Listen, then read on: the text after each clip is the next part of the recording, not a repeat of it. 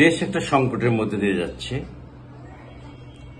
বিশেষ করে স্বৈরাচার পতনের পর আমরা ঠিক যেরকমটা আশা করেছিলাম তা কিন্তু আসলে আমরা পাইনি। এটা না পাওয়ার পিছনে কারণ অনেক আছে। কারণ আমরা তাদেরকে ঠিকমতো কাজ করতে দেইনি, কিংবা নানাভাবে তারা বিভ্রান্ত হয়েছে, কিংবা তাদেরও কিছু কিছু বিষয় বিতর্কিত হয়ে গেছে।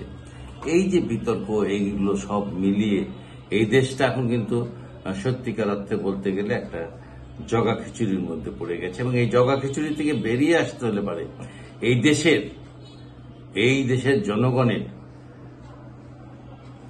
উপর আস্থা রাখতে হবে। জনগণ কিন্তু দেশের মালিক। এই জনগণকে আপনি ধোঁকা দিয়ে বেঁচে যাবেন, নট পসিবল। এই জনগণকে আপনি বুঝাতে হবে তাদের টাকা তাদেরই আছে। তাদের টাকা কিন্তু মেরে নিয়ে চলে গেছে। আপনারা জানেন যে বাংলাদেশের অনেক লোক, বিশেষ করে অনেকগুলো সরকার এসেছে, তার মধ্যে এই বিগত যে আওয়ামী লীগ সরকার, বলতে পারেন যে বিশাল অঙ্কের টাকা কিন্তু দেশ থেকে পাচার করে ফেলেছে। এবং এই পাচার করার পর আমরা সত্যিকার অর্থে কিন্তু আমরা বুঝতে পেরেছি যে এই দেশটা হলো লুটপাট করে খাওয়ার জন্য কিছু লোক এদেশে আপনার ক্ষমতার রাজনীতি করেছে। এবং এই রাজনীতিটা ছিল মানুষকে ধোঁকা দেওয়ার রাজনীতি। অর্থাৎ এই কিছু টাকা দিয়ে মানুষ পালা হতো, তারা হৈ হৈ করতো, তারা মোটরসাইকেল নিয়ে দৌড়দৌড়ি করতো। এই যে সমস্যাগুলো ছিল, এই সমস্যাটা কিন্তু মোটরসাইকেল নিয়ে আপনি যাচ্ছেন, দেখা যাচ্ছে একজন নেতা যাচ্ছে গাড়িতে, তার পিছনে সামনে মোটরসাইকেল। এই যে টেন্ডেন্সি, এটা কোনোভাবেই আমরা মেনে নিতে পারি না। এটা কেমন কথা? এটা তো আসলে একটা দেশের রাজনীতি হতে পারে না। যে কারণে কিন্তু পদত্যাগ করতে হয়েছে। আপনার বলতে পারেন যে শেখ হাসিনাকে কিন্তু এই দেশ থেকে চলে যেতে হয়েছে। শেখ হাসিনা এই দেশ থেকে চলে গেছেন। উনি যাওয়ার আগে কেন বলে গেছেন? কেন বললেন? কি কারণে বললেন যে আমার বাড়ির চাকরও 400 কোটি টাকার মালিক? এটা কি উনি রাগ করে বলেছেন, নাকি উনি বোঝাতে চেষ্টা করেছেন যে এই দেশে ইচ্ছে করলে টাকা ইনকাম করা যায়, তোমরাও করো, কিন্তু আমরা করব কিভাবে?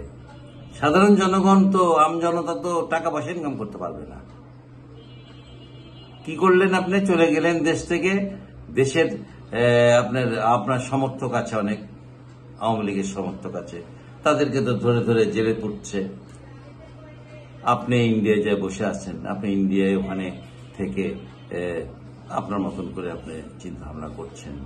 আমাদের পররাষ্ট্রমন্ত্রী হাসান মাহমুদ যে বেলজিয়ামে তার নিজস্ব বাড়িতে বসে আছেন, ওবায়দুর রহমান ভারতে যে বসে আছেন।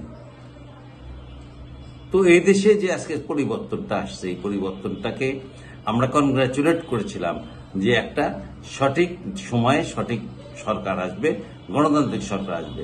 কারণ এই দেশে আর হাঙ্কি পাঙ্কি চলবে না। এই হাঙ্কি পাঙ্কি করার লোকগুলোকে আমরা কিন্তু সমুদ্রে, বঙ্গোপসাগরে পাঠিয়ে দেব। এবং এটা কিন্তু বাস্তবতা। কিন্তু এ দেশের লোক যেমন ভালোবাসতে পারে, এ দেশের লোক তেমন লাথি দিয়ে আপনি নামিয়ে দিতে পারে। এটা কিন্তু একবার দুইবারের ঘটনা না, বেশ কয়েকবারের ঘটনা। আমি সত্যি কথা বলছি সবাইকে যে আজকে যে ঘটনা, এই ঘটনাটা আপনারা চিন্তা করে দেখেন, একটু মনোযোগ দিয়ে দেখেন যে 9 মাস হয়ে গেছে। এই 9 মাসে কোনো সংস্কার করতে পারেনি এই সরকার। কারণ সংস্কার করার ইচ্ছাই নাই। সব কি সব আবোল তাবোল কথাবার্তা। তারা থাকবে আরো 5 বছর ক্ষমতায়। কেন? কোন আইনে তার 5 বছর ক্ষমতায় থাকবে? এদেশে নির্বাচন দিতে হবে। এবং নির্বাচন দিলে কে আসবে? বিএনপি আসবে, আওয়ামী লীগ আসবে, না এনসিপি আসবে, না জাতীয় পার্টি আসবে, না জামাতে ইসলামী আসবে? এটা ডিসাইড করবে মানুষ। মানুষ তো জানে কোন সরকার কি, সেটা জানে। আওয়ামী লীগ কেমন, জামাত কেমন, জাতীয় পার্টি কেমন, বিএনপি কেমন, এসব জানে। তাহলে জামাত তো আর ক্ষমতায় ছিল না, কিংবা জাতীয় পার্টি ক্ষমতার ভাগিদার ছিল, জামাতও ক্ষমতার ভাগিদার ছিল, বিএনপির সাথে জামাত ক্ষমতার ভাগিদার ছিল, জাতীয় পার্টি আওয়ামী লীগের সাথে ছিল। তো যাই হোক, এই যে ক্ষমতায় থেকেও অনেকে কিন্তু ভালো থাকার চেষ্টা করেছেন। বিশেষ করে আমরা জাতীয় পার্টির ব্যাপারটাও জানি, জামাতের ব্যাপারটাও জানি।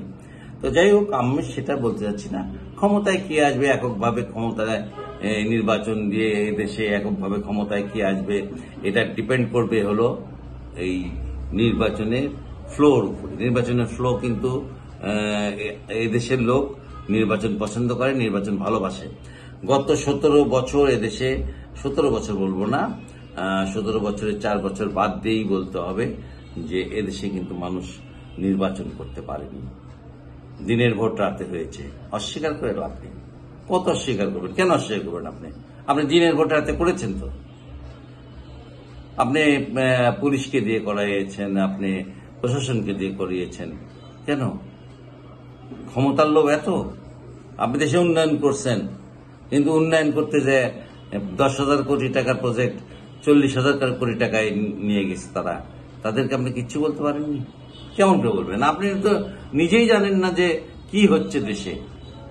আপনি ক্ষমতার মসনদে বসে থেকে মনে করেন যে রাজরানীর মতন হয়ে বসে আছেন, অথচ একবারও চিন্তা করেননি এ দেশটা মানুষের, সাধারণ মানুষের, জনগণের, যাদের জন্য আপনি আজকে ক্ষমতায়, তাদেরকে অবহেলা করছেন। তারা আপনাকে কিন্তু ছাড় দেয়নি।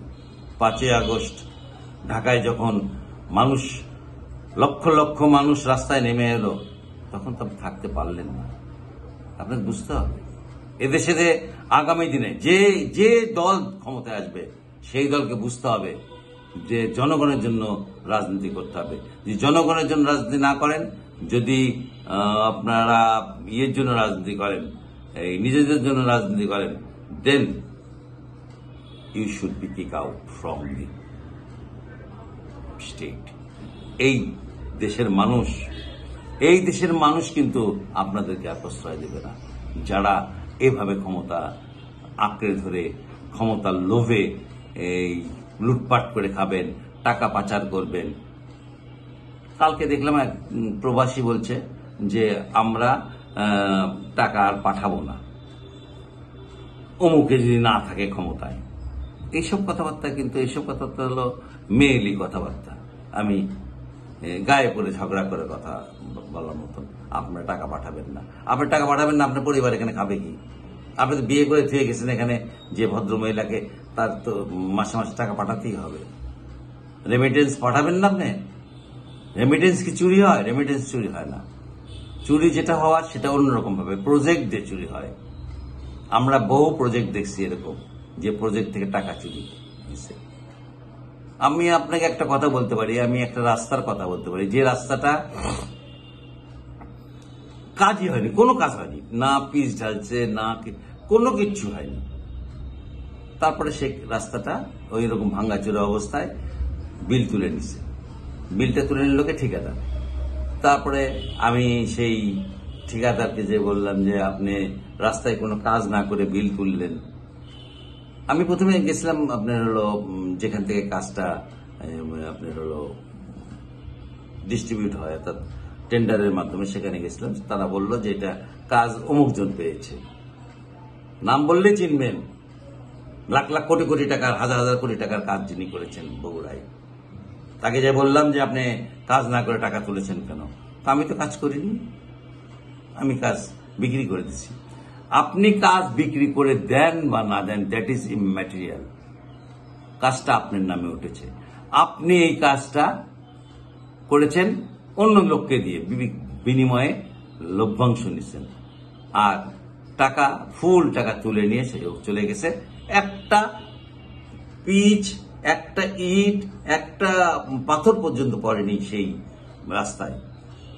এই তো হলো কাজ। দেশকে ভালোবাসেন, বাপরে বাপ কি ভালোবাসা! আপনাদের ভালোবাসায় আমরা অস্থির।